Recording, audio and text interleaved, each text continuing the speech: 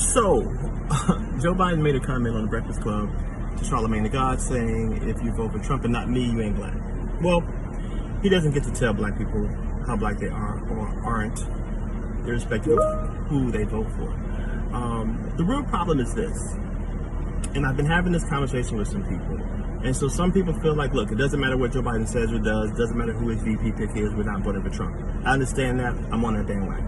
However, that does not mean that we don't have the right to ask Joe Biden questions. That does not mean we do not have the right to push him on a black agenda. That does not mean we do not have the right to question his record and ask him what he's going to do. So when he was asked questions about his black agenda, which I don't think he was very good at articulating, kind of look at my record, look at what I've done. I've done this, Voting Rights Act, and etc. But he still hasn't really acknowledged the damage the crime bill did.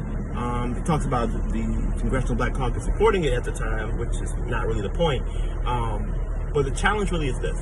We have to think about two things. One, clearly we have to think about winning and getting Trump out of office. So we have to support a candidate who's going to do that. Secondly, we have to figure out how to engage people who don't normally vote. What you saw with Obama in both terms was an excitability. You saw people coming out to vote who don't normally vote because they were voting for something. So now we're just kind of hinging on people voting against something, which is Trump, and not voting for something. So we have the right and the responsibility to push Joe Biden on the things that we need. I said this before, every constituency in America has an agenda. White women, middle class, working white folks in the middle of the country, indigenous people, LGBTQIA+ people. Everybody has an agenda item except black people. We never get one. And so when we start to raise these questions, some black people are like, no, don't do that. We just want to vote for him and get him in there. And I hear that.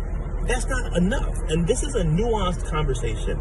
This is a conversation about our voting power and our rights and the fact that Joe Biden's campaign was effectively dead until black people in South Carolina turned it around and others in the country followed suit, and black politicians, i.e.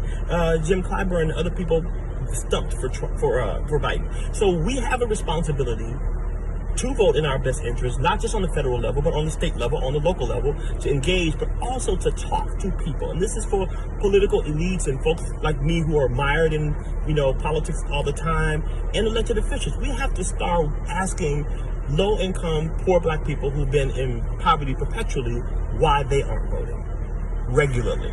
And I think that will help us if we can understand. I think I know why, but it's better to ask them. I think if we can speak to that, understand that, construct policies around that, where they can actually see measurable, tangible change in their lives, then we can start to see some progress. But we have to be able to walk and chew gum. And by that I mean, it's okay to support Joe Biden and vote for him and still say, bro, you can't say that. And here's why, right? Because the fact that he responded the way he did, for me, shows that he still doesn't really quite understand that black people aren't supporting you because they think you're an amazing candidate, supporting you because they think you have the best chance of winning, right? And you need to be very clear about that.